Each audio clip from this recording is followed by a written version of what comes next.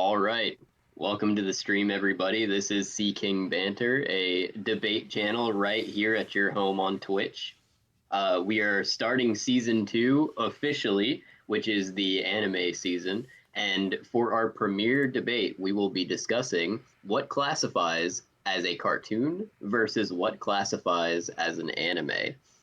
Joining us is, of course, Sea King and a special guest, Whoopsie Doodle. Hello. Uh, Welcome in, Gusto Smell, Green Queen. It seems that you're both excited for today. Let's see how it plays out. I'll hand it over to you, Sea King. Alrighty. Now, like my dear friend Flair said, today we're going to be going over basically, I'll say it like this. Basically, we're trying to figure out whether or not anime and cartoon are the same thing, or if there are distinct differences that will be made throughout the entire rest of the season. Because I don't want people getting all upset at me and saying, oh, actually, I really love Steven Universe. Why isn't that considered an anime? And so we're going to discuss the differences and whether or not they're the same thing today as our first episode. I invited my good friend Whoopsie Doodle because he is a professional animator. Hell yeah. And so today he will be my opponent slash guest. It's not going to be the typical like combative debate. It's going to be more discussion-y because he's obviously not like a professional debater or anything. Yep. So let's start where debates should start, which is definitions. I have a working definition for anime. Do you happen to have your own personal definition, or do you have something else? Yeah, I do. I think that they are distinct kind of in their own ways, but they're all both kind of the same side of the or different sides of the same coin, if that makes sense.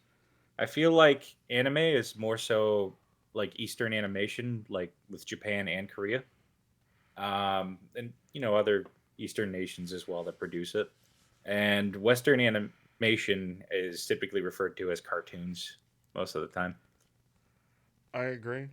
Um, so here's a definition that I have for anime. I have a style of Japanese film and television animation typically aimed at adults as well as children. So, are you okay with working with that definition? Because I agree with you Yeah, that there are obviously other, like everything that you said, I agree with for the most part. That they're very similar, but there are some distinct differences. most certainly. Yeah, I feel like when it comes to like cultural influences on animation, it really just kind of depends on what your audience is, and a lot of Western audience kind of demands different things than Eastern audiences do. And it does take off here. There's a lot of people that enjoy anime in the West, of course. But Yeah, I feel like when it comes to Eastern animation and anime, um, a lot of them are tailored towards aspects of their culture and their humor and things that just kind of bleed into it. right. Even though some of them might have the influences off of Western culture and media as well. That's fair. Speaking of that, I learned some things, and I'm gonna go ahead and I'm gonna just lay out.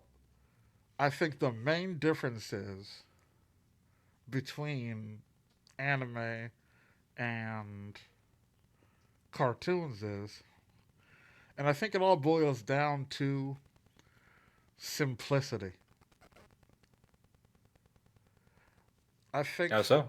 I think that cartoons are a lot more simplistic in almost every aspect, but anime is more complex. And the more research I did on this, the more that became evident. And a lot of people, and a little bit of history, you may know this. I'm obviously doing this more for the audience, but one thing that people like to bring up a lot of Americanized TV shows as examples of, oh, well, this is a cartoon and this is super, you know, not complicated and this, that, and the other. But what people didn't realize at the time is that those cartoons were made by anime studios. Most certainly, yeah. Good examples of this, in fact, would be Batman the Animated Series was made by an anime studio. It's really funny you mentioned that because I also had that in my notes as well, including Transformers. The Yes. 80s Transformers show was produced by, I think, Toei Animations Yeah, in I think, combination with Marvel and Sunrise. yeah. It was I'm sorry, man. It's real hard to read out of this. TMS Entertainment is the people who made Batman the Animated Series, but they also made Doctor Stone and Lupin the Third. And so it's like they also were making cartoons for America. And back in the like 70s and 80s, it was kind of this weird situation where animation, or where Japanese or Eastern animation was mimicking Western animation. And now, when you look at our current, you have Western animation starting to kind of copy off of Eastern animation. A little bit, yeah. Honestly, if we wanted to get more into that, I'd be happy to talk about it as well. I feel like a lot of them do have similarities. My stance is that, Eastern cartoons and Western cartoons are very similar. Eastern animation, I don't want to piss the audience off. Yeah.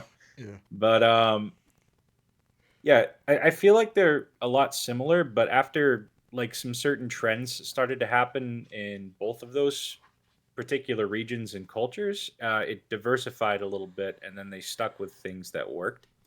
Um, for example, I think the first real animated series to come out of Japan was Astro Boy, and it's pretty famous throughout the whole world. They had movies and all kinds of things, Yeah. but it wasn't really all that complicated, and it really felt more like a Monster of the Week show. And I feel like that's kind of where they started to mimic Western animation, because when it came to Western animation, the rise of it, Uh-huh. cartoons just initially started off as comics. The word cartoon itself is a derivative of a French word for cartoon and paper. And once it started to become a medium, we made simple stories that were easy to understand without any major dialogue or plot. It was just simple stuff that would go on for maybe 2 or 3 minutes, and then gradually got more complicated. And that's where Japan started to copy a little bit and then build off of it. And then once the 80s and 90s rolled around, that's when we started seeing a huge change with Japanese animation and Korean animation, because a lot of their main series started to have a lot slower plot progression. So you'd end up with, for example, like Dragon Ball and One Piece, where a lot of different episodes of that series would cover like large fights and extensive character background and justifications for why they're fighting. So that's how we kind of evolved a little bit, because um, a lot of anime now kind of follow that trend. It started moving less and less from like Monster of the Week to more of like super complicated plot lines, where they started to have like one big goal, and then that would get more and more complicated with the things they needed to accomplish to get there. Uh, that didn't necessarily work with Western audiences. I mean, it did to some degree. We had like Avatar: The Last Airbender, which is inspired off of anime, Yeah. but it did follow that kind of progression where the whole thing was Aang's debate on whether or not he should kill Ozai throughout the entire series, because he knew eventually he was going to have to confront him. Yeah. Now here's the thing. I agree with what you're Mhm. saying, and that's where I think the switch happened. Because, like you said, everything you just said was 100% correct, especially in regards to when there are derivatives of comics. It all started in comics, and so when America started doing animation, uh, Japan started to mimic that in Astro Boy and things like that, like you said, where it's like a monster of the week just for entertainment for children. I think that actually when uh, Japan started moving more towards a different art style and a different, uh, how do I say this? I don't want to say medium. It's not quite a medium. They they changed their demographic in a way. So Yeah, instead of going straight for little kids with all the cartoons, bam bam, explodey shooty, they started saying, "Hey, you know what? What if we started targeting a little bit older things?" And at the same time, comics in the U.S. started doing the exact same thing with comics like Watchmen, where they're like, "Hey, you know what? We've been doing this for a long time. Now we need to switch our demographic to a little bit older." But while while the West was doing that with comics, Japan also technically started doing it with comics too, right? With manga. But yeah. their animation style changed drastically from Western style to their own style, where obviously, as you know, their facial configuration started to resemble more cats instead Oh of yeah, the bubbly, bulgy noses and stuff like that.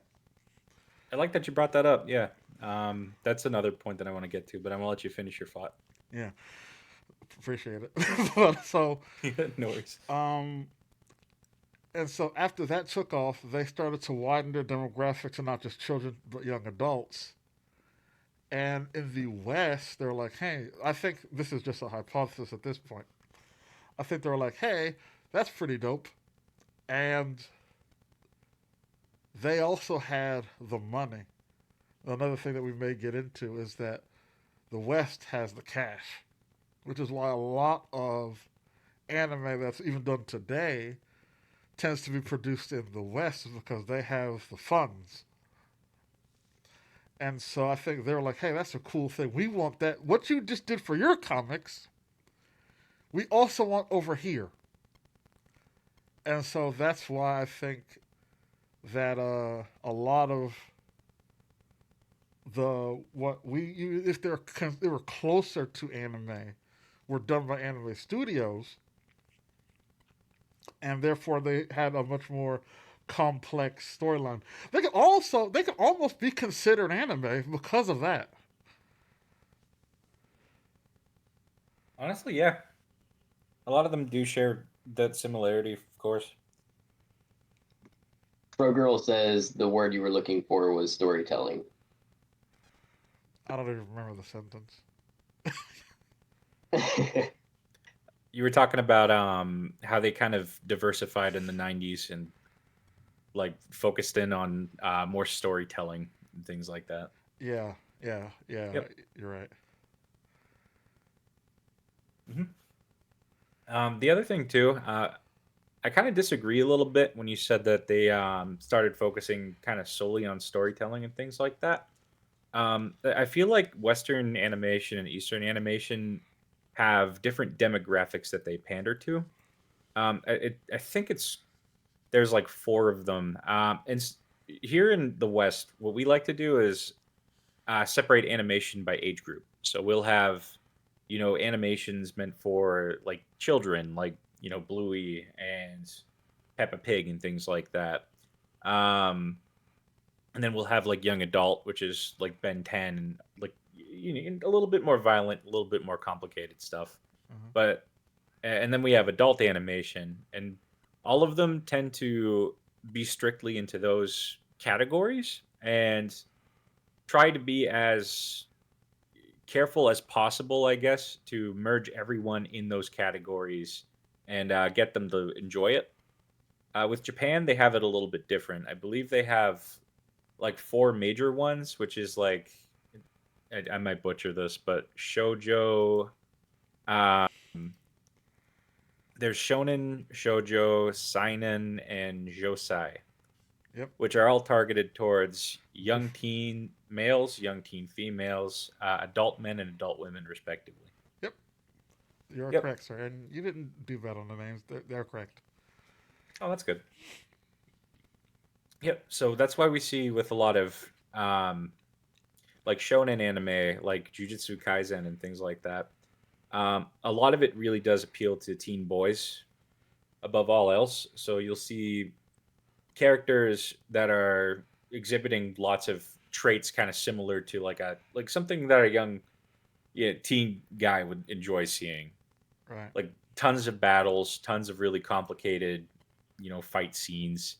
And you also see like really this is like one of the things that's a little bit of a peeve with me, but they over sexualize a lot of their like female characters a lot, I've noticed.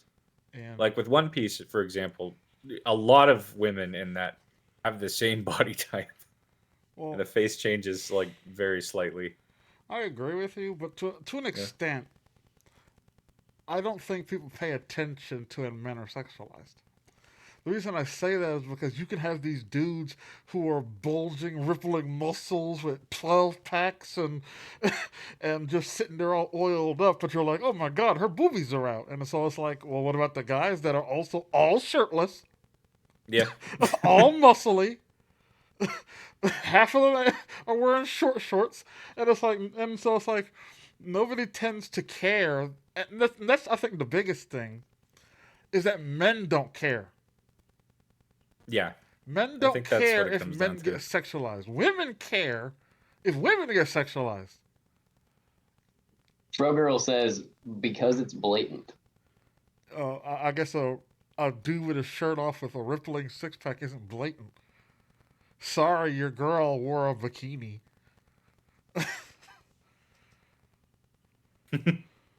No, yeah, I do think it goes both ways, especially nowadays compared to 80s and 90s anime, just because a lot of these studios have begun to realize that the Western audience is really prominent and gives them a lot of money in return. Yeah. So they'll try to like change their animes around and their series to include that. So there's a little bit of something in it for everyone now, but it's still mainly focused towards whatever demographic they're making it. Yeah, but here's the thing. Here's the big difference. Because I actually believe that uh, Japan also makes cartoons. And I'm going to tell you what I think one of the biggest differentiators between a cartoon and an anime is. Because even when you look at Japan's real kitty stuff, unless they're like specially, there are anime that is obviously like very specially what is it called when it's a very unique art style? Specialized. They're very specialized animation. Yeah. But the biggest difference for me, and this is why even with a lot of adult animation in the West, I still consider them cartoons, is because of continuity. I believe that you're a cartoon if you have no continuity. If everything goes back to the exact same thing at the beginning of your episode, you're a cartoon. I must say that's a very compelling distinction. Yeah, well, granted, like I said, there are other factors that will. I think the base is cartoon, but what brings you to an anime, there's a certain criteria. And so, continuity for me is a big one. Because, like I said, kids don't care about continuity. They're there for it to be funny, for the fights, for the goofs and gaffs and all that crap. That's Because fair. kids already have short attention spans. When you get older is when you start to care about continuity, you start to care about themes and things of that nature. So it's like, even though Family Guy is an adult animation, it's clearly going to be a cartoon. Why? Because no matter what hijinks and crap they do, it's back to the beginning of the very first, at the very next episode. And then they don't allude to what's previous, right? Right. They could make a reference. Now, a reference is a little bit different than continuity. For comedy's sake, they can make references to, oh, what about that time where you had this? Or what about that time we did that? Or when this happened? Or when Cleveland left the show and came back? It's not continuity. It's more for your, shits and giggles. All right. Well, here's a question that, and this might put your hypothesis a little bit to the test. All right.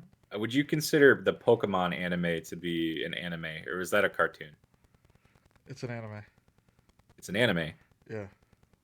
So you realize during the whole course of Pokemon, including the movies, Ash encounters a bunch of different legendaries and a bunch of different people and trainers, right? Uh-huh. Why does he not remember any of them? There's What? a common trend in Pokemon where in a movie he might run into, like, I'll give an example. He ran into Mewtwo in the 2000 movie.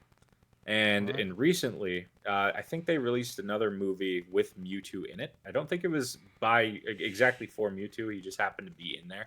Right. But when Mewtwo shows up, Ash doesn't know what he is after going through that entire experience with him. All right. So here's what I'm gonna counter. It's a good question. So I'm gonna Mhm. counter with something that, when I say it, it may or may not be a little bit obvious. Now you're diving into the realm. Hold on for a second. Jesus Christ. Ah, my face. All right. Now you're diving into the realm of canon versus non-canon. Right? Yeah. It's the exact same thing with a lot of other anime movies, where the events of the movies are almost in a different subspace. You can almost consider them what ifs. You ever read a what if comic? I get what you're saying, yeah. And so, unless specifically stated by the creator or otherwise, most movies tend not to be canon. And All so, right. that's why when you go back to the anime, they don't have any recollection of it. They never bring back any references to it or anything. And then when they rediscover those Pokemon in the show, it then becomes canon, and that is their first actual experience with that Pokemon. Because they never make reference to it, I see. obviously, within the movie, or the show to the movie, or vice versa. And All right. I was trying to think of something. I was going to say something.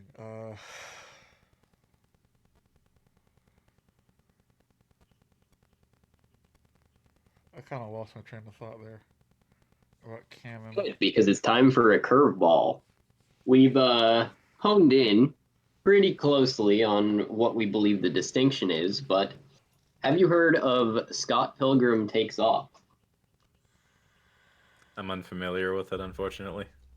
Scott It Pilgrim is does what? the Scott Pilgrim Takes Off. It is the most recent adaptation of the Scott Pilgrim versus the World series. It was written in America by an American studio, Uh-huh. then sent over to Japan to be edited by a Japanese studio. It was sent back to be voice acted in that American studio, and then animated in the Japanese studio. Is it an anime or a cartoon? Oh, that's a good point because it was produced by an American but animated by a Japanese company. Now, oh, that is a good question. There's some.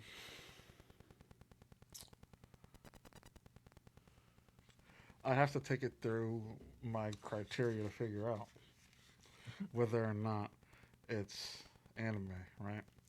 Is the style anime? It is in an anime style. Okay. There's continuity, obviously. There is continuity. Uh, Is it adult themed or at least It teen is. themed? Yeah, it has adult themes in it. I guess the only thing that we're kind of making this differential in is whether or not, because it's made by an American studio, but animated by a Japanese studio, whether or not it's anime Right. or not. It was written, produced, and voice acted all in America, but it was edited and animated in Japan. Then it's an anime. As Scott for you, Pilgrim is an Steve? anime. You heard it first. I'd argue it's an American cartoon still. I mean, we've discussed earlier that, Transformers and Batman also hired out to Japanese companies in order to edit and animate segments of it. So I believe, personally, I don't think that the continuity is the distinction. I think that it's mainly the cultures that produced it that determine whether or not it's an anime and a cartoon. Well, So I can see Scott Pilgrim as an American cartoon. well, That's why we're gonna have to disagree, and the reason being is because I think that because I wrote something down, which I'm gonna have a hell of a time reading, but I'll try my best. Mhm. And I wrote down the differences to what I think anime and cartoons are. Anime refers to specifically to. Hold on 1 minute, man.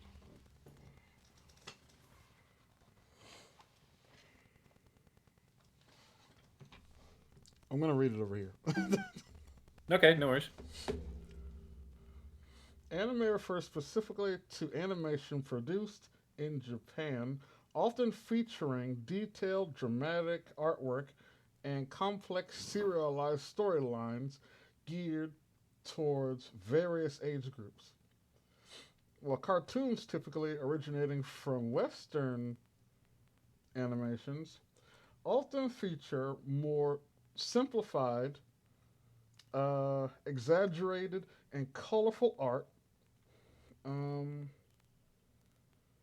art styles, usually focusing on episodic, comedic, or family friendly,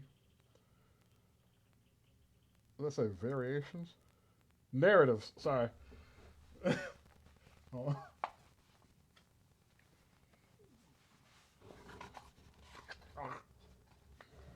I'm sorry. Green Queen says, I think it's a cartoon. Well, that's good for you. But here's what I think another big thing about animated cartoons is, which is why I read that. I think that the difference between an anime and a cartoon, also in some large part, not like the majority of them. Hey, what does that say? That's me. Oh, I realized I wasn't following, so I followed. I appreciate you, man. But I think that um, a big part of it is. Hold on, I'm trying to gather my thoughts here.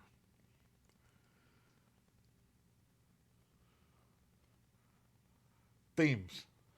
Like I said before, cartoons tend to have a singular purpose. It can have comedic overtones, but still have a purpose, right? Like if you look at a lot of adult animation in the West, it tends to boil down to a moral, right? Don't steal, don't kill people, don't cheat on your tests. And then it all boils down to a moral. It's because a lot of them tend to follow a very old TV tropes where even if it's supposed to mostly be funny, there needed to be a lesson. All right. And so the lesson to me is what makes cartoons cartoons. Because that's the thing. If it's meant to be a gag animation of any kind, like Ed, Edd n Eddy or Dexter's Laboratory or things of that nature, then they're just meant for comedy. It's singular focused. But if it's a lesson, then it can have overtones of comedy, but it's mainly about the lesson. Hey, I cheated on my math test. I did this. I did that. I learned from my lesson. You'll see that a lot in cartoons like early SpongeBob. I think SpongeBob moved from that lesson system. Oh God, yeah. SpongeBob moved really far away from its original Yeah. vision. Yeah. Yeah, it moved Don't even from get me started. it moved from its lesson system to straight gag, right? Yeah, But it became and real actually a lot of one-dimensional. cartoons tended to do that. I think it was a lot in the early 90s and 2000s. You had a lot of cartoons that had lesson systems. Fairly Odd Parents, um, SpongeBob. I'm trying to think. Chalk Zone, shit like that. I was just trying to think of a bunch of animations that Shock weren't, Zone. I haven't thought about that in forever. that just weren't strictly. I was trying not to think of just Nickelodeon. I was trying to think of some other ones, but I was on Nickelodeon. but yeah, it was very lesson focused, and then a lot of them tended to shift more towards gags because I guess I don't know, maybe they felt like they didn't want to do lessons. I think there's some reasons for it, but I'm not going to get into it. I feel like it's a little bit more complicated than that. Having some experience in the animation field, if you'd allow me to speak a bit on it, Sure. I one of the things when you're making a TV show and proposing it to a studio and a producer is you have something called a show bible. This it also works for like novelists too, like book bibles and things like that. But it's essentially a place where you can go back and reference like the formula of how your show is going to work out and various bits and pieces of lore about the setting and everything that you want your producers to know that's subject to change. Typically, what you'll do with a show is you'll have a certain flow to it. So, as you know, with I'll give an example. So, Phineas and Ferb, the creator, I forget his name. Maybe someone in the chat can say it. Our moderator can look it up. Flair. Yeah, Sure can. By I the think it's way, there Dan seems to something. be a divided camp in the chat. Girl says that anime is decided by storyline and art style, while Green Queen is still convinced that it is a cartoon because it was written by an American. Yep. I'm very much still on the side of the American Scott Pilgrim show as a cartoon, but where was I? Right. So yeah, I believe his name is Dan, the guy who made Phineas and Ferb. Mm-hmm. One of the things that he kept getting turned down for is his specific formula for a TV show was seen as very complicated and it differed from like most other shows and how they're designed because he has a B plot that goes through it. You'll have, Phineas and Ferb, they get bored, they want to do something. So they'll solve some kind of problem or they'll build like something that's generally necessary and with the theme of the episode. Uh-huh. While Perry the Platypus goes on a side quest and takes out Dr. Doofenshmirtz, who has some project that goes and cancels out the main one. So while there isn't really like an overarching theme or like a moral at the end of the story, it's entertainment because it kind of shows like how everything cancels out and the creativity of that and that situation that they put themselves in is kind of where the entertainment comes from. So it's not necessarily about like morals or one big theme throughout the entire thing. It's more so about how you can play around with the setting to make it a little bit more interesting. Now, Like, here's what I'll say to that though, Mhm. because at the end of the day, here's the thing. Even though it had a more complex configuration because of a B plot, which is very true, right? You don't tend to see a lot of cartoons with B plots. So I can Yeah. see why maybe people were hesitant to like, oh man, B plot for a kids cartoon. That's kind of crazy. But it was singularly focused to some extent, and there is a lesson. There are lessons in Phineas and Ferb. I will say that Phineas and Ferb does a fantastic job at making.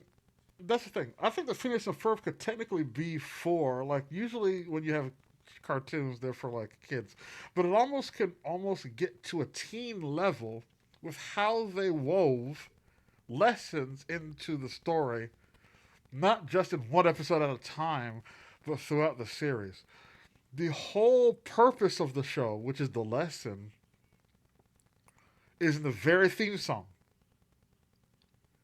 You get the lesson in the first 30 seconds.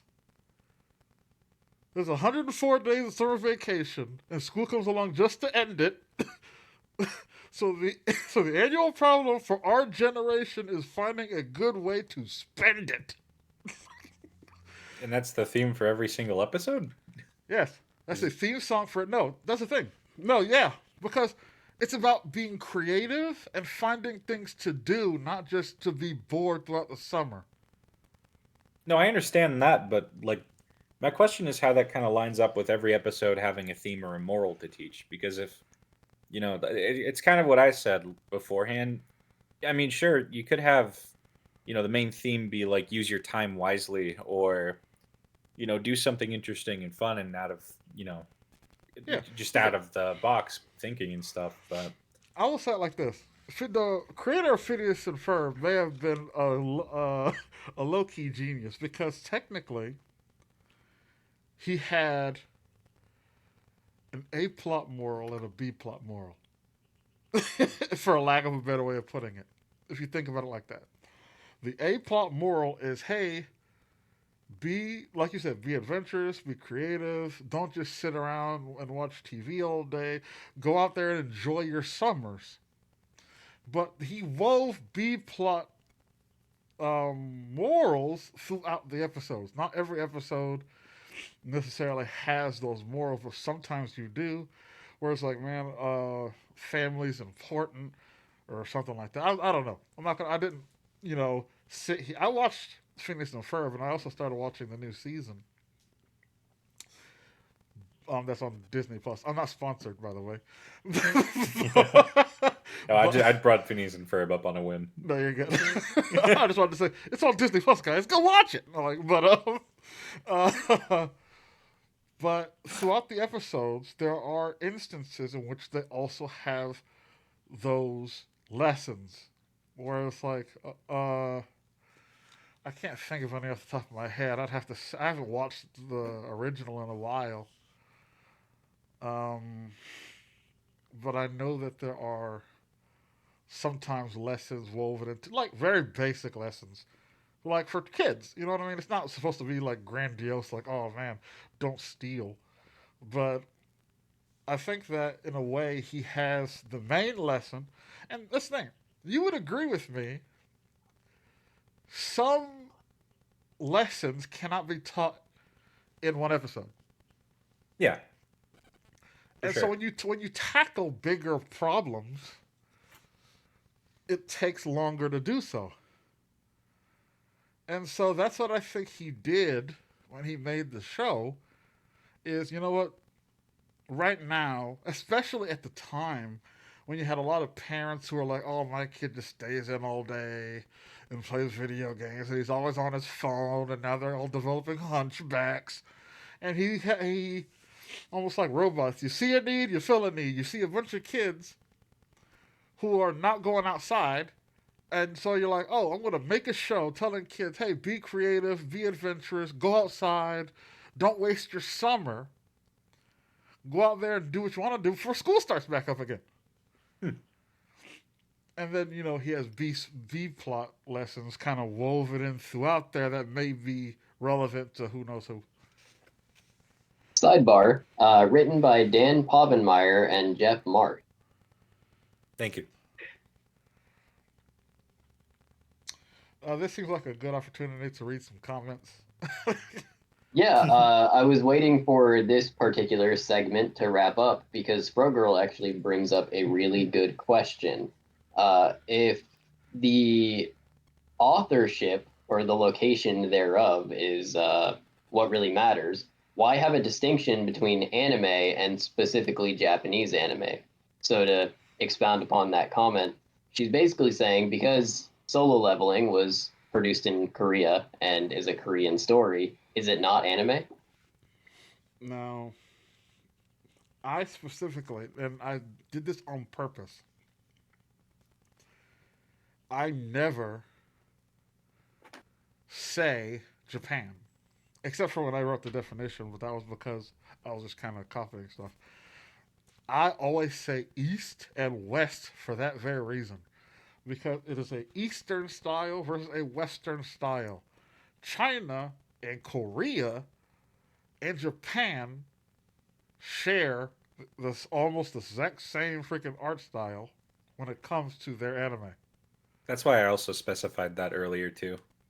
So that's why I don't just say Japan, and I'm glad that Whoopsie Doodle kind of agreed with me on that.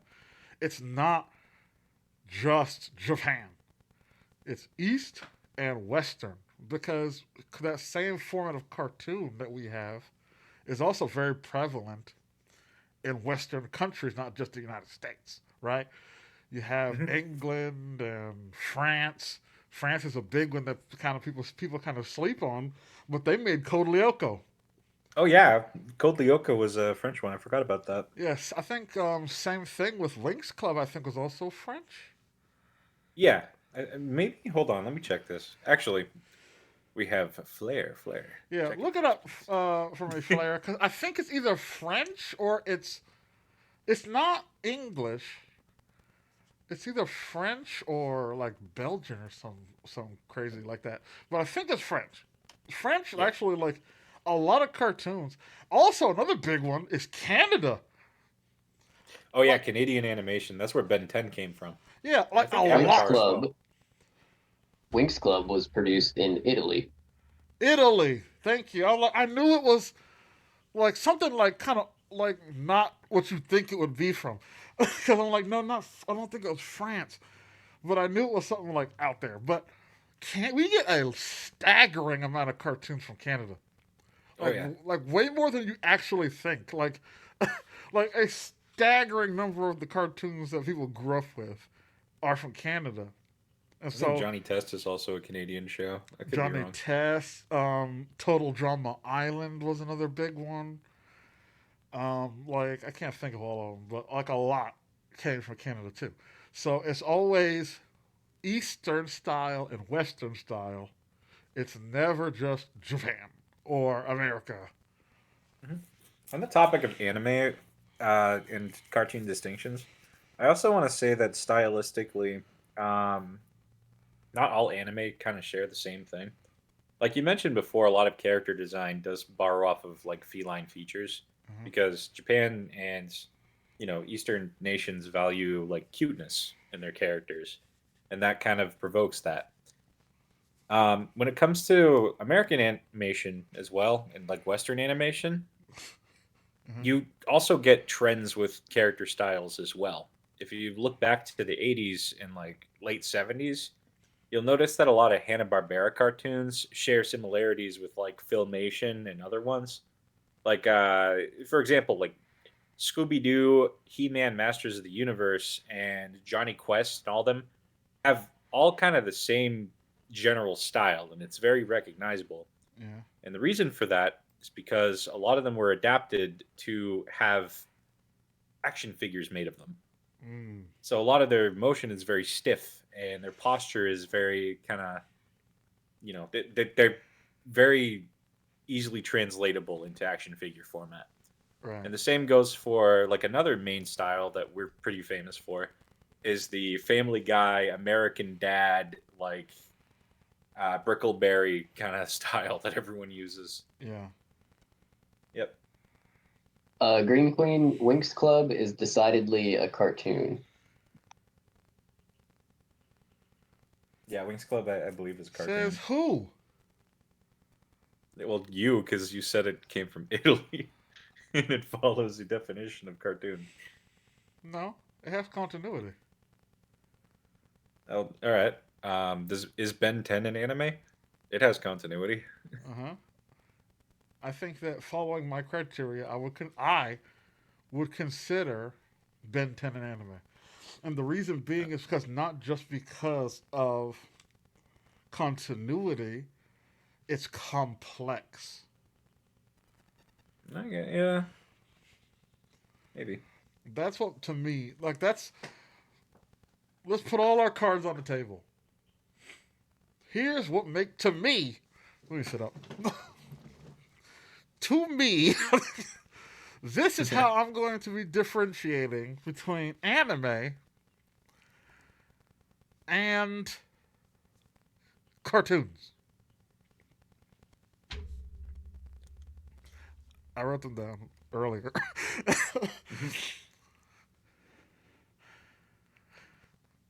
Cartoons are simple.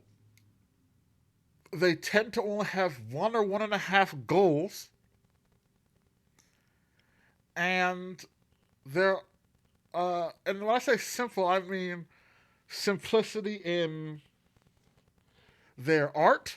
I mean simplicity in their story, which is usually, like I said, everything back to the beginning, and it's usually lesson based, if not straight comedy. And other factors like music. So you have crap like, no, I'll tell you like this. You have stuff that could blur the line, like Adventure Time. Adventure Time is probably the simplestly drawn show I've ever seen in my entire life. It's like they literally got a third grader to draw that show. However, it also has one of the most complex stories I've ever seen in my entire life. When it talks about continuity, like it disguised itself as random, but everything had a reason, everything had a purpose, and it had an overarching plot. Yeah, it had a great, well thought out overarching plot. It's like they literally thought of the end first and then built everything back to the beginning structurally. The only reason that I would not consider freaking, like I said, Adventure Time in anime is because of its insanely simple design and its insanely simple beginning song. All right. Because Adventure Time's opening was the death of good opening music in shows. Because it's got a ukulele tune. I think it's a nice tune. I don't think it's a death of good openings. No, I don't think. I don't know how old you are, man, but in the 80s and in the 90s, you couldn't beat the music that was coming out. I'm 25. Yeah, so you were born in 2000. Yeah, I mean, I watched a lot of these old ones. Yeah, I figured, right? I was just kind of joking. No, I understand, yeah. But my thing is, in the 80s and the 90s, when it came to beginning songs and ending songs, they put in more elbow grease than people are making songs on the radio. I mean, they were like, hey, we need to make this a bop. We need to get every R&B singer that ever existed to sit down and create these songs. And they did. And there were some bangers. If I wasn't going to get copyrighted, I'd play them. But I need to post this episode to YouTube later, so I can't play it. That's fair. I know the struggle I stream too. I might do like an extra stream and just play the songs and then never have them posted on YouTube because it's going to get taken down regardless. But, you know, for people watching live, you'll be able to experience the greatness that is early 80s and 90s music when it came to cartoons. If I may, Green Queen says, but it shouldn't be what you believe. It should be what they really are. I feel that I may have failed in part in explaining the complexity of this topic. So anime it wasn't originally intended to be a genre in and of itself. Anime is short for animation, and it was just the Japanese people's way of putting a word to cartoon. Um, as time went on and we started to get their media into, globally, I guess, we created a genre for it in our own minds so that we could distinct between what was anime and what was like a cartoon, like SpongeBob we would have over here. So there's no set definition. A writer doesn't go out to produce specifically an anime or specifically a cartoon unless that's the style that they're trying to get in their show. Yeah. So the point of this conversation is to deliberate exactly what counts as an anime because it's very off and on. There is no set definition currently, which is why we're debating it. Because here's If I could try to... I'm sorry. If you want to, you can go ahead. Because what I'm going to say is very simple. Okay. So, this is generally my definition of it. I think that cartoons and anime are one and the same, but anime is a distinct genre within cartoons. It's built for like East Asian cultures and East Asian crowds and audiences, and because of that, it has a lot of the values that a lot of East Asians have when it comes to the kind of shows they enjoy. So I think that they are kind of one and the same. They're synonymous, but the only real distinction is generally just where on the planet and what target audience it is. Yeah. So here's the thing. I understand that in reality, there's actually no difference. They're about the same thing, right? It's just animation at the end of the day. Whether it's done on a computer, or if it's older animation that's done on paper, it's all just animation, and I understand that. But you have to realize something that things can take on cultural meanings as well. And so, even though technically they're the exact same thing, culturally they mean different things. You could not go somewhere and convince someone that Ed, Ed and Eddie is an anime. You can't. Because I know I could name a few communities where you could, but those people are what we like to call weirdos. Yep. But I'm talking about like just in general. But you get my point. Is that culturally it means something different now. And the whole purpose of today's stream is to come to an understanding of what the rest of the season, what we're going to be talking about. Right? If we come to some kind of agreement that all animation counts, that opens the door up for us to talk about things that you might not feel that we should even be talking about. Because now I'm going to get rid of all the episodes I had planned, and we're going to talk a lot about cartoons.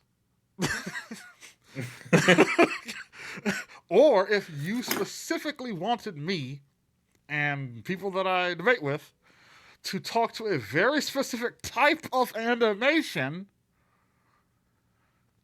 then that's what we'll talk about. That's the point. Everything has a cultural meaning and a cultural definition. I can agree with you on that 100%. So Rogirl is heavily in favor of talking about traditionally anime only. Yeah, like Kappa Mikey, the best anime. Kappa, that sounds really familiar. Don't look it up. I'm joking. I'm being facetious. Kappa Mikey, for context, is a American-made show about a American cartoon that gets hired with a Japanese film production team, and it plays out very, very badly. It's like an American cartoon goes to Japan. That's what Kappa Oh, I Mikey is. remember this. The only reason why I remember Kappa Mikey is because the voice actor for Goku played one of the characters.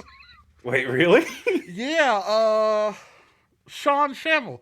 He played the big dude, Oh my like god. the big purple guy. He literally because I used to like it was a long time ago, and it would just be on the TV. I don't even know what channel. And I remember hearing Goku's voice, and I'm like, it's like Dragon Ball Z on TV, and I'd go, and it's this really stupid looking show. It is really, yeah, it is. It's dumb. Yeah, like it's a really damn dumb show, but I'm like, oh, but Goku's in it. So, but I don't think he was there all the time. I think that he was in there halfway, but I don't think it had more than one season. No, honestly, I don't. I haven't checked on it in forever, but I'm pretty sure it was just one season. It didn't do all that hot. Yeah, but so that's the point.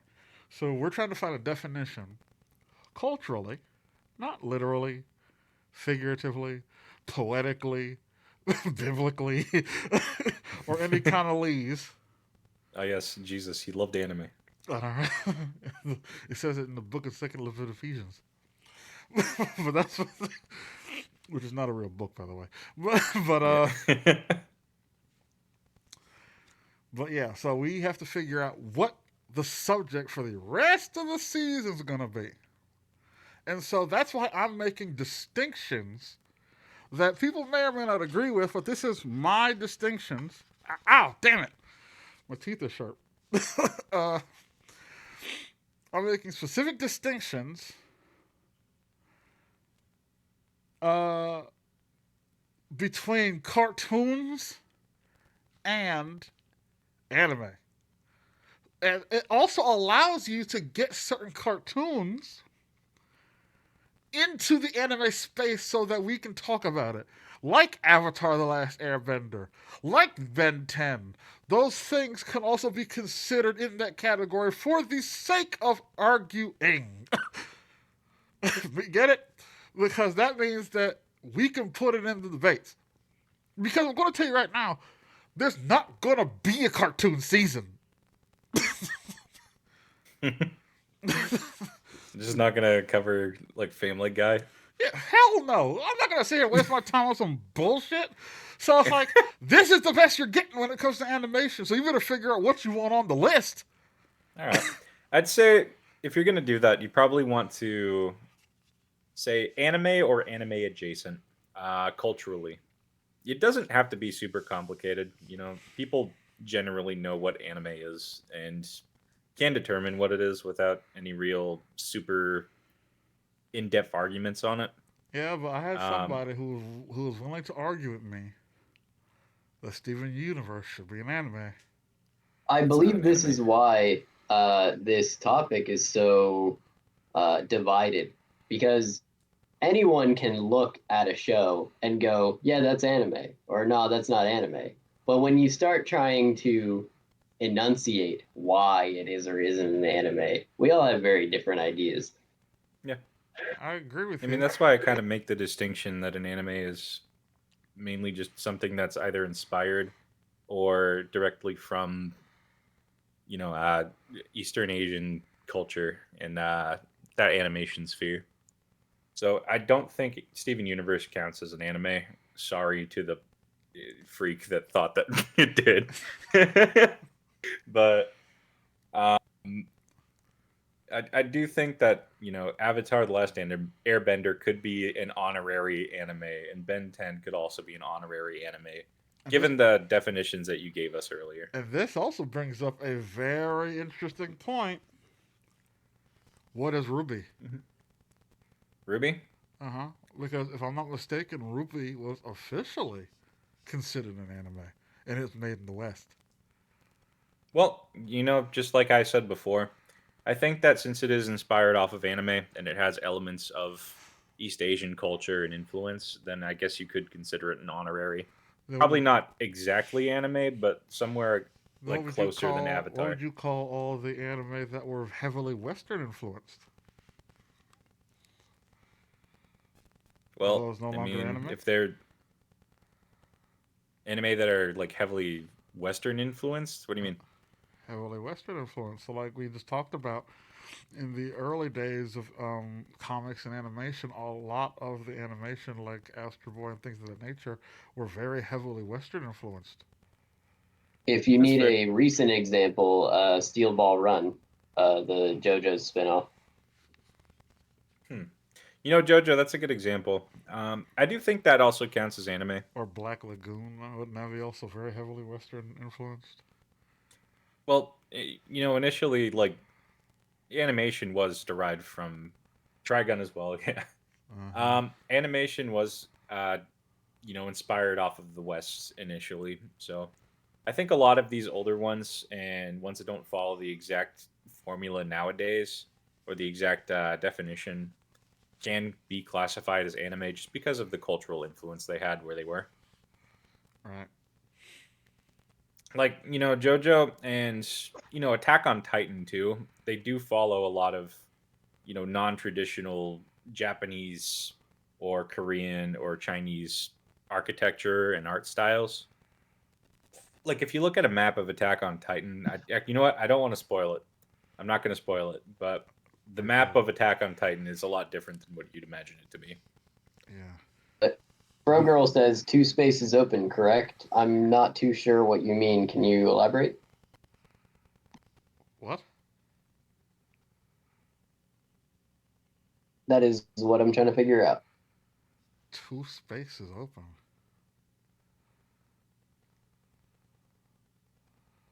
Is that an Oh, for anime? the season schedule. Oh, Oh, yes. I think there's three. 7, 8, and 9.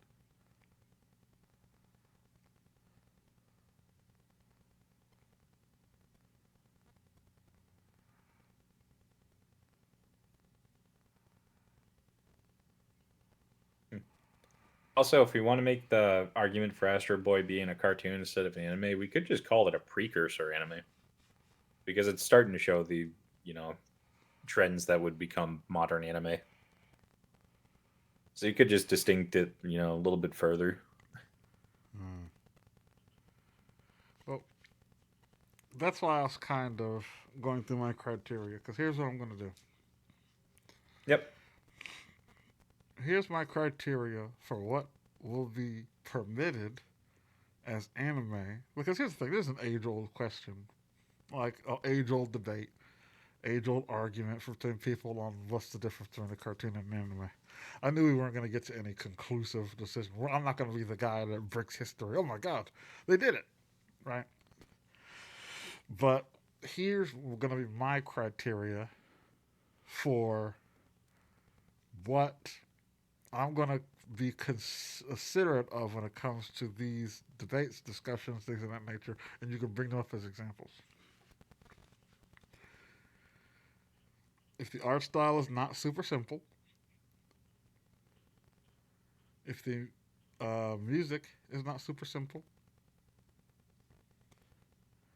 if the story is not super simple, and if there's continuity within the story. Am I missing something? Or are those like the four things that I kind of brought up? I think those were the four things. And then the rest were just distinctions for cartoons. Yeah.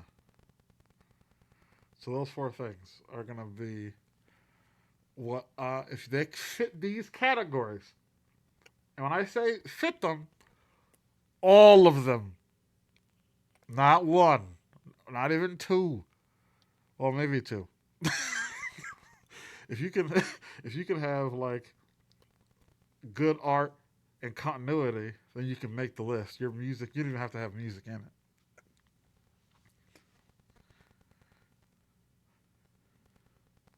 So the All biggest right. ones, the biggest differentiators are going to be continuity,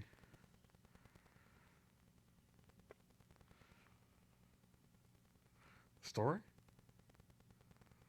Yeah, continuity, story complexion, and non-simple art. because they're great. Don't get me wrong. Like there are certain animes that are considered animes, like what's it, Shinchan? Is that what it's Maybe called? It's like that I'd little have to look kid this who's. up. It's like that little kid who's always showing his ass, but it's like really poorly drawn.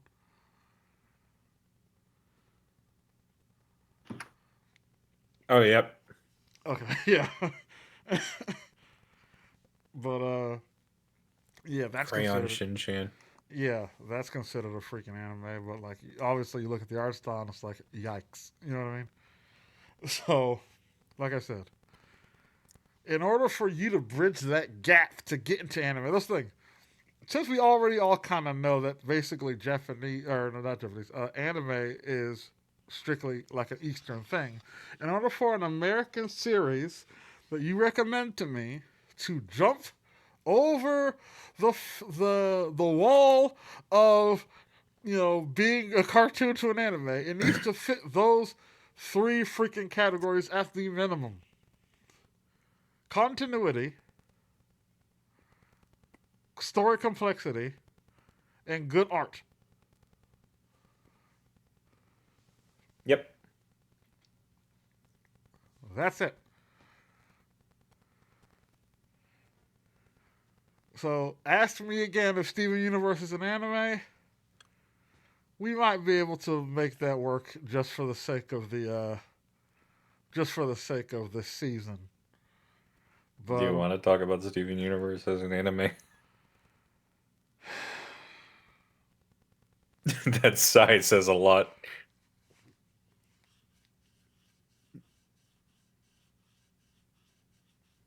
let me think about it.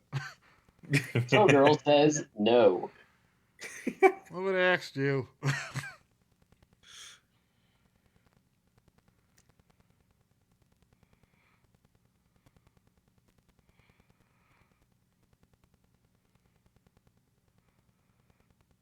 I mean, she, she says, I heard a question. yeah, the question was directed to me, but it has really great music, and it does have a complex. Well, not really. Hmm. If you think about it, the story is not necessarily complex. It just touches on adult themes. It It's, seems it's it's a little complex because they complex. yank you in Yeah. so many directions for so long. They. I feel like Rebecca Sugar was trying to come up with a lot of stuff while she was doing it. Yeah, I don't know if I would consider it an anime though. Like even like honorary, right? Let's just do that. We'll do honorary animes just for the season. That works. Yeah. Yeah, Just say it's an honorary one. yeah, we'll have honorary badges next to all those things. That being the case, I still don't know if I can add Steven Universe. Like I said, it has good music. I don't believe the story is super complex because if you think about it, it's just like I said. It touches on certain. No, no, actually, no, that's not true. They have some complexities. I'm not gonna spoil anything just in case because I'm sure people here either haven't seen it or didn't finish it. But Yeah. there are some complexities. So I'm not going to. It'll get us a little honorary badge. Arigato, Sama. Shout out, Verzu. Versus here. No, no, I'm just shouting him out because I'm sure that's where this is coming from. Hi. Don't shout him out because apparently he's still salty about the freaking tier list. So he's not getting no shout outs on the channel. Wait, was Verzu the one who wanted the Steven Universe to be an anime? No, he was. It was a big argument about Harley Quinn being on the tier list. Oh, okay. I rescind my shout out to Virzu. Yeah, no shout outs for you, buddy, until you get over it.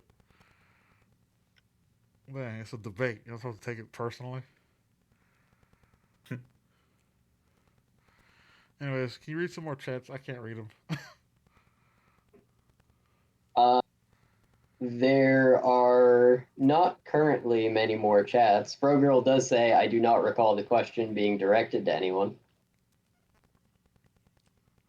And I believe number 7 honorary mention was targeted towards Steven Universe. Oh yeah. She's saying that the seventh stream should be honorary anime, just all encompassing. Huh. Mhm. Actually, you know what? How long have we been streaming for? Just about an hour and 15 minutes. Yep. Let's do it now. You want to? Yep. All right. Let's do it now. We have some time. Let me get a pen. We'll do some honorary anime now. We're doing it live. Fuck it! We're doing it live! That is such a legendary clip. Yeah, it is.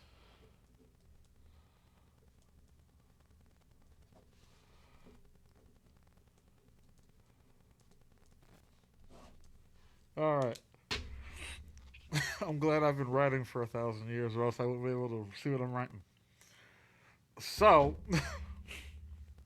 we're gonna do, right now, honorary anime. So, this is the only list we're going to be appealing to for the rest of the season. Meaning, if episode 5 comes out and you're like, oh, wait a minute, what about... I'm not going to listen to it.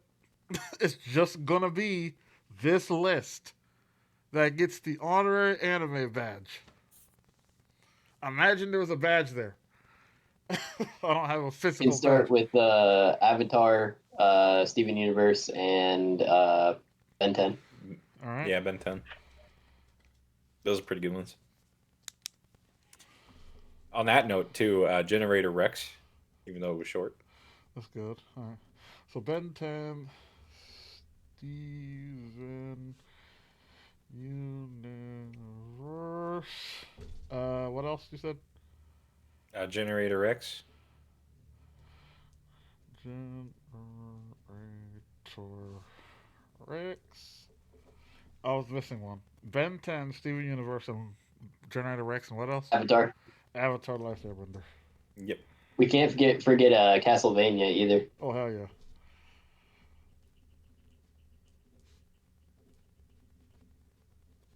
That's good ones. All right. Any recommendations from the chat? Frogirl said X-Men Evolution. I'll do that one.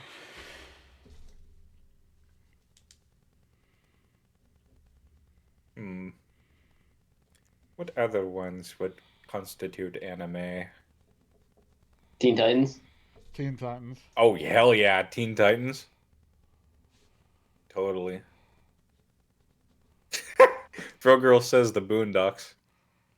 I don't know about that one. Do they have continuity? I haven't seen it. I mean, yes, they technically do, but not a great deal. It's definitely anime inspired. Yeah, I think the people who animated it was a Japanese company. I looked it up once because I saw an anime with the exact same style and everything, and I was like, "What the hell?" That must have given you whiplash. Yeah, I was like, "Am I watching the Boondocks?" It was something crazy. Yeah. Here's the thing: if I add the Boondocks, then I'm going to add something stupid like Arthur. No. No, I mean, by your definition, that's cartoon. Or They don't really... I remember it was Corey in the House. Oh. The best anime of all time. Yeah, Corey in the House. I'm raising my hand for that one. Hell no. You should add it in there just for the meme. I think I should. That's another one. What about that Critical Role campaign that turned into a show? That's made by the same Vox creators of Machina? Avatar. Yeah, that one. We can do that. I'll do Corey in the House.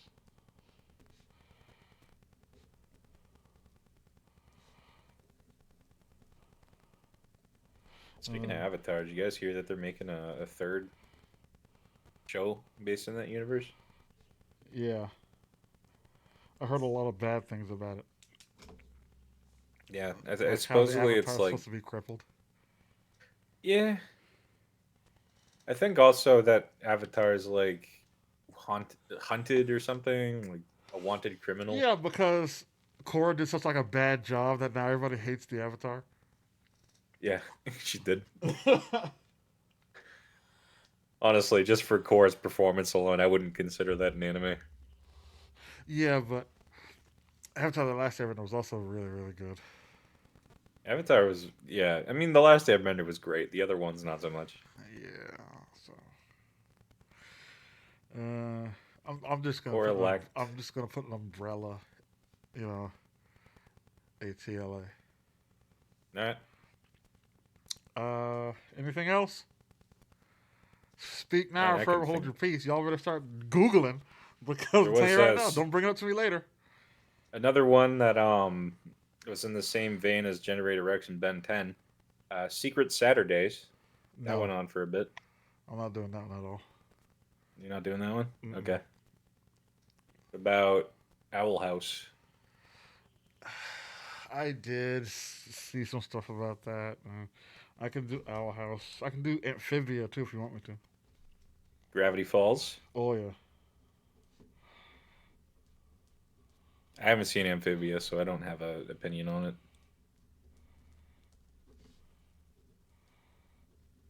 Then I won't add it. Because personally, I don't really give a crap about it. Gotcha. It's another one of those Disney Plus things that if you're really into Disney Plus, that maybe you've seen it, but it's not vastly important. Like, What about, now this is a really crazy one. Star Wars The Clone Wars. ooh, it is great continuity, unique art style. Yeah, we'll do that one.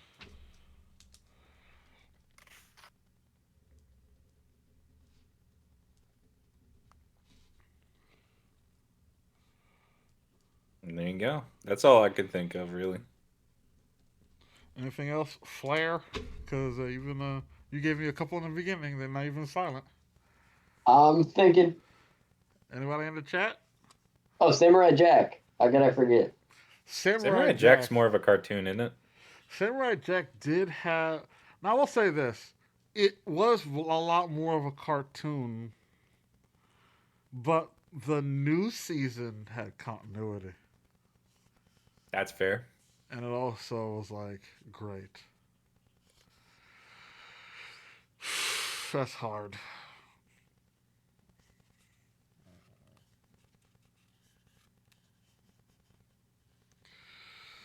I'm not sure.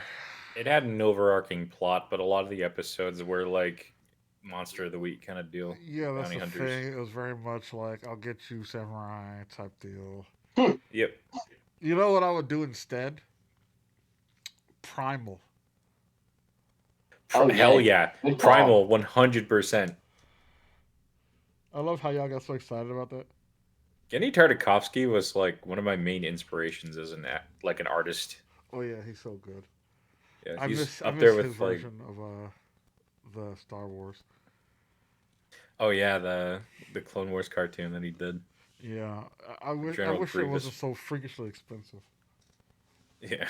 because it was so Now, much Gendy better. Tartakovsky, the way I found out about him and his animations wasn't through that, and it also wasn't through Samurai Jack. He made a really brief show, and it stopped after a while, called Symbionic Titan. And that's how I found Yes. out about him. And Symbiotic Symbionic Titan. Titan was amazing. I loved it. Yeah, I think you told me that before. Or if you didn't, then there was another friend of mine who was in love with Symbiotic Titan. Dude, Symbionic Titan's freaking amazing. I wish he continued it. I really do. I think it might have been you because I think Yeah, I think it was me. yeah, because I'm like somebody was like singing Symbiotic Titan's praises like it was the best thing since sliced bread. And I'm Honest to like, God, it was. It had such an enthralling plot, and then they just stopped it. yeah, Pro Girl says Jackie Chan Adventures, courtesy of Google. Jackie Chan Adventures was really good. I like that. Plus, you know, it has an Asian guy in it. All right. That's just my. Right, it's got a token Asian guy. Let's add it. Alright, Jackie Chan is the best. So.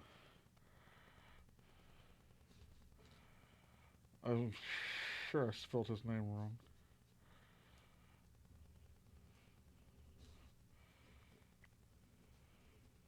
Mike Tyson mystery. Fuck no. Want to have Futurama all read?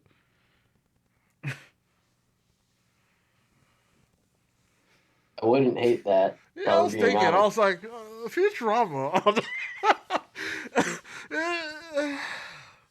Now, Futurama didn't really have much continuity, which just kind of did its own thing. Well, hold on now. You had characters dying in episodes, and they'd come back to life in the next ones. It's a good show by all means, but I just don't think it Can you give constitutes me an anime. instance where that happened? Yeah, the doctor. When they went back in time to like discover why there was one skeleton on one side and like a piece in the other, and they rewind time, and it was all Archie Comics themed, and they put the doctor down there, whatever his name was, the professor dude, not Farnsworth, his friend. And then Wormstrom? he tells Fry to like, it might be, yeah. He tells Fry to like close the gap or like fast forward time, and eventually just crushes him and rips him in half. So he dies there, and then he comes back later on. You're forgetting about the genius of Dr. Hubert Farnsworth. I mean, this is the inventor of the thing longer we're talking about here. And he did bring up the thing longer in continuity.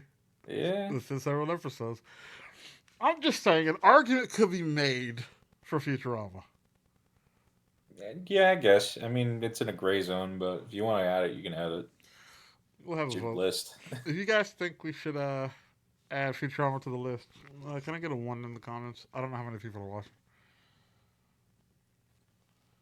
I await Good the numbers. news, everyone! It's added!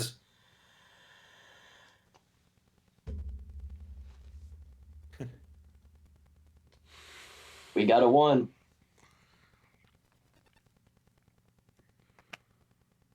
Oh, and if you think the opposite, put a 2, I guess.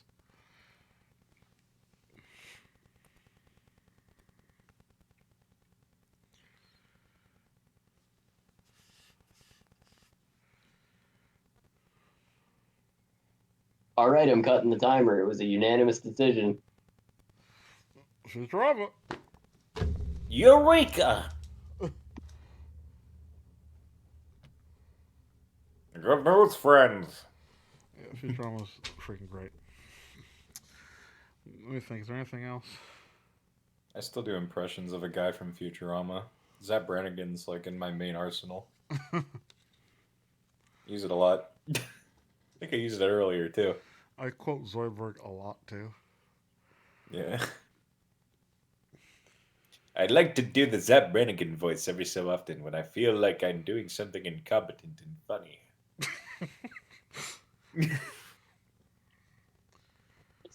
Totally unrelated, but the big question of what was the little pet's name, the one that was part of that ancient race with like the eye stalk? Nibbler? Yeah, Yeah, Nibbler. Whether his shadow was in the original pilot episode, because, in that movie, he tipped over Fry's chair to make him go into the thing. A guy got a hold of a demo tape for the pilot episode of Futurama that was given to news outlets to play like snippets of, and his shadow was in there. So that was written in from the beginning. Also, Wow. his eye was in the trash can. Yeah. That's the thing, because they have the whole series. You can just go back and watch. Oh, I guess what you're saying is they could have like replaced it and added in their post. Right. But Yeah. I The remember- reason there was this suspicion is because originally the guy ahead of Fry in the tube said, "Take me to like JFK Memorial or something," and then some terrorist attack happened, so they had to redub it and make that not what it said. So there was suspicion that maybe they re-edited it afterwards when they released it to VHS and all this. I remember when the episode aired, and I remember seeing his. I didn't see the shadow, but I saw the eye in the trash can when he set his pizza down on the desk. There was his eye in the garbage, and I thought that's weird. but I didn't think anything of it. And even after, when I saw Nibbler, I didn't think, oh, that's the eye in the trash. I just thought it was a random eyeball of a weird show. But not until the episode came out where they were like, oh, yeah, I'm the person who pushed you in to do all this crap, that I was like, Hmm. holy shit, there's continuity. They had it from the beginning. You know, it's a show that weirdly has continuity. What? What's that? Okay, KO, Let's Be Heroes. At one point, they get turned into furries, and then it goes back to normal after that. Yeah. And then in one of the episodes, they take their head off, and there's still furries under it. Huh. He's like, "What? You forgot about this? This is permanent." That's hilarious. Yeah. Am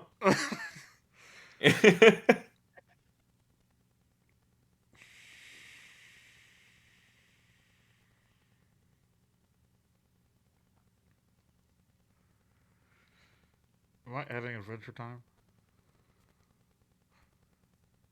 Might as well. Yeah. If you're putting Futurama on there, you might as well put Adventure Time on there too. Yeah. If anything, it's a show that everyone enjoys. That's some fire music in it too. And like I said, it had a very complex story, like or continuity and all that crap and background shit.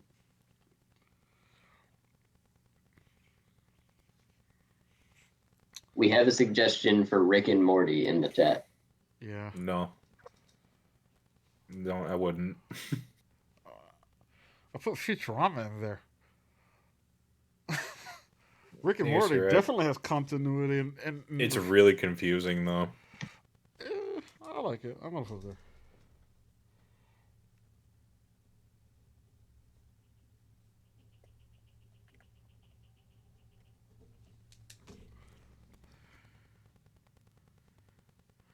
Because there's a lot of complexities until the more recent seasons when they kind of were like, let's just go to a format where it's just us doing adventures.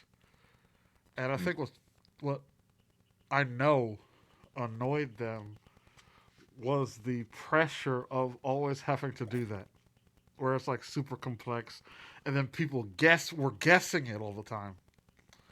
Because the original story I know had a lot of complexities, but then people I would say theologians, like people who doing conspiracies and were compiling evidence, figured out the story, and it actually kind of pissed them off a little bit. Like, damn it, it was supposed to be a surprise, and they figured out the story. Then and then there was, like I said, this constant pressure for them to keep doing things like that.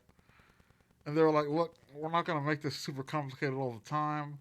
I know we said 100 years, so we're just going to go back to kind of simple adventures because a lot of it was getting real heavy. Yep. But, what did Green Queen say? Green Queen says, Futurama, Rick and Morty, both are silly animations. I don't like neither. You never watched it, so I wouldn't expect you to know anything about it. I know you didn't watch Rick and Morty, for a fact. Futurama's been on the air for a long time, so who knows if you've seen that or not. I mean, they came back recently, didn't they? Yeah, they came out with a new season on Hulu. Check it out. Again, not sponsored. I can't read the last message, Flair. Green Queen says, I saw enough, not my taste. And Bro Girl says, I saw a breakdown on YouTube how it all goes together, referring to the figuring out the story thing. Right. Also, I know you didn't watch Rick and Morty. I know you didn't. Futurama was one thing. I know you didn't watch Rick and Morty. Anywho. I tried getting into Rick and Morty forever ago. Just I couldn't vibe with it. I like it a lot. I think that, just like with most things, I think that the problem with Rick and Morty is its fandom. Yep. Which, God, I relate to that. yeah, that's the thing. So it's like you have a great TV show, but then you have this fandom who goes around and tells people, "Oh, you don't understand it, and you must be stupid." And it's like, dog, can't you just watch this TV show and I am the shut the fuck up? ultimate version of intelligence. Mama, make myself some fucking tendies, please. Thank you. I passed high school chemistry class. Yeah. So it's like, it's just, it's always the fandom with a lot of these freaking problems. They just, you can have a really great something, and then the fandom is toxic as hell. Oh yeah. And then it kind of just ruins it for not just other people, but for the creators too, because it's like now you're going around being pretentious. Fire. I saw 2 random episodes in passing, and it's not for me. I don't like silly animations. So, which silly animation did you see? The one about, him struggling with suicide, or the one where he lost his children? So, I'm curious, which silly animation? I'm not going to have this conversation with you anymore. We're wrapping up as it is because I'm going to be real honest with you. I am wildly uncomfortable. It's hot. Yep. And so, if there's no other suggestions, then I'm going to just go off of this list. You guys have until I finish recounting the suggestions before I pretty much put an end to it. Okay. And So then we here's plug what ourselves. So here's what we have so far. We have Ben 10, Steven Universe, Generator Ray. I'm sorry. Generator Rex. Rex. I'm sorry. No worries. Oh, That's his like Georgian cousin. I was about to just start saying them all wrong because I wrote very sloppily. And so I'm like, Generator Ray, Avenger, Casualvania, Truman Show. How did that end up there? It's X-Men. I almost said Truman Show Evolution. The sequel we never knew we needed. Toon Titans. Every in the house. Yox Mikama. Yox Mikama. Owl Home. That's close enough. Gravity Pulls. It sure does. The why? What? Oh, Star Wars. The Clone Wars. Okay, sorry. I'm like... Frimal. Jack Chan Adventures. Oh, Jackie Chan Adventures. Futurama. Advertisement show. Or advertisement time.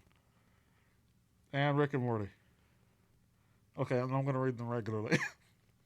So, Ben 10, Steven Universe, Generator Rex, Avatar, Castlevania, X-Men Evolutions, Teen Titans, Corey in the House, Vox Machina, Owl House, Gravity Falls, Star Wars The Clone Wars, Primal, Jackie Chan Adventures, Futurama, Adventure Time, and Rick and Morty. There are no more suggestions. Pro Girl would like you to know, though, that Green Queen is currently watching Classroom of the Elite. So when episode 6 comes around, she will be in the know.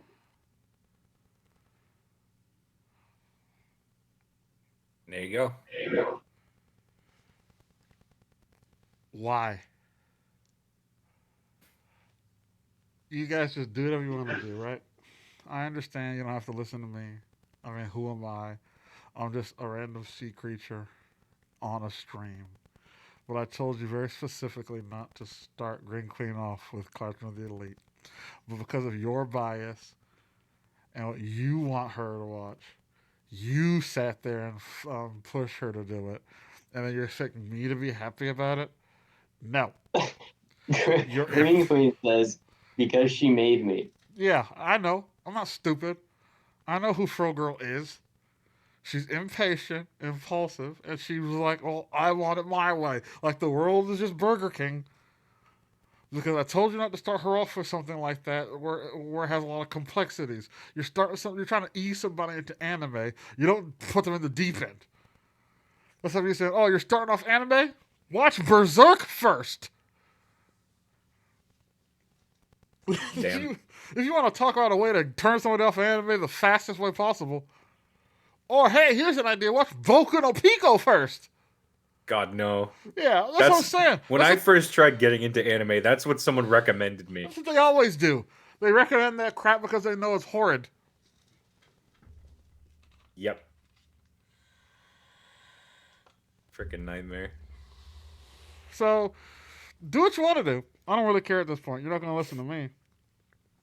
But don't expect me to be all hyping. Oh, yay, you're still watching the thing that I like. Like you. You impatient bastard. Anyways, I'm ending the stream. All right. Got me all worked up. You got me started. Thank you for having me. Yes, I would Thanks like for having me too. I would like to thank my two lovely guests for joining me today. My friend Whoopsie Doodle and the moderator Flair, who's always here, except for the last time, because like I told you last time, you can ask anybody in the chat, like I said last time. Everybody has lives and things they're doing. So I don't blame you for if you have something to do or something like that. I think we still had a nice fruitful discussion when it was just me. But that being said, I appreciate you both a great deal. And I appreciate you guys for joining us this afternoon and talking about in our very first episode of the second season. The next episode, what was it about? Give me a second. I'm honored, guys. Thank you. Yeah, thanks for having me. The next episode will be about Itachi being overrated. Oh, starting strong. Yeah. Wow. Anyways, yeah, so, yeah, the second episode, which will be on Tuesday, will be on how This brings up a point. Do you guys want me to do the debates every Tuesday and Friday or just every Friday? The reason I ask is because people tend to be more free on Fridays, and then Tuesdays people tend to be busy. So, like, I can do something different on Tuesdays to just have the debates every Friday. What do you think? If they're saying anything, let me know, Flair. I can't read the chat. They are currently saying that Whoopsie Doodle's animation is very cool. Oh, thank you so much. I made it myself. Pro Girl says working sucks and they free us on Friday. That's what I'm saying. So it's like, for the Itachi debate, I want people to be there. I don't want to do it on a day where everybody's busy. It'll be on YouTube, but let's be honest, everybody likes to watch these things live. So it's up to you guys. If you want me to just do the debates Fridays and then do something random Tuesdays, let me know. Maybe Green Queen says Friday is best.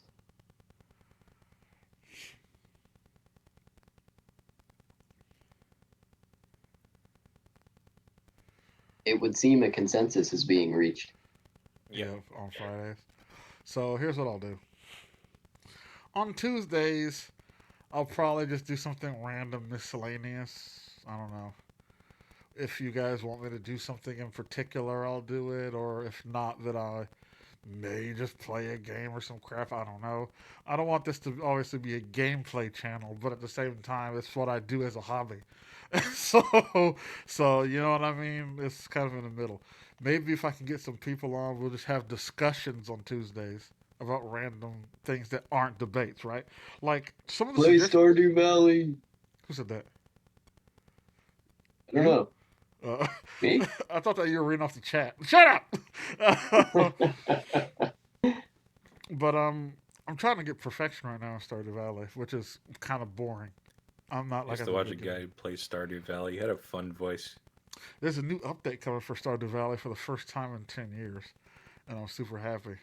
But it has a new marriage candidate and everything, and I'm super excited about it.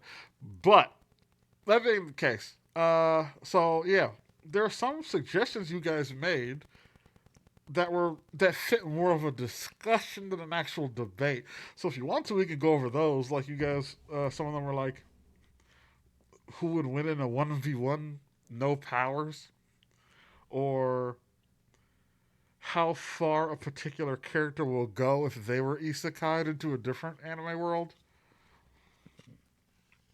Like if you were to take, I don't know, Light Yagami and isekai him into ReZero or something. I don't know. How far would he I get? think you'd have a hell of a time. Right? That's what I'm saying. So it's like we can do those discussions on Tuesdays and then just have the debates on Fridays. Sounds like a good idea. Also, I can play a video game while we're doing it.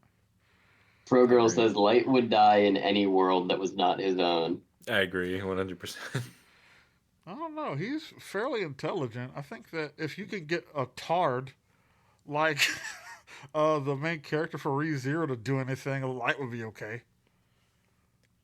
I mean, I personally didn't like ReZero. It's very hit or miss with a lot of people, and it missed me just because Subaru is really annoying. Exactly. He's like the worst anime Yeah. protagonist in existence. I hate him so fucking And much. so it's like, if I was to take Subaru's powers and put him in Light and put him in that world, he would do vastly better. You probably would, yeah. So yeah, no, maybe he would die this the same amount. I think he would die less than Subaru. That could be a debate if you want to. On He'd have Tuesday. a lot of learning to do, and then once he's done with that, he'd probably do very well afterward. Yeah. Light is the kind of guy that jump in there, research everything extensively, and then make the best choice of action. That's what I'm saying. There'd be a learning curve for everybody, but Yeah. at the same time, it's like, you know, it just won't be super obvious. Like, oh, how would Goku do if he wasn't like, you know what I mean? Like something stupid. It's gonna be something like actually compelling or thought provoking. Yeah. That being the case, so yeah, we'll do that then. We'll do discussions on Tuesdays, and then debates on Fridays. That way, you know, if you can actually be there for the debates, you know what I mean? Sounds like a plan. Alrighty. So yeah, somebody just wrote something. I can't read it. That was Fro-Girl. Just read it. Dropped in the world face to face with a dragon. Hold up, let me do some research.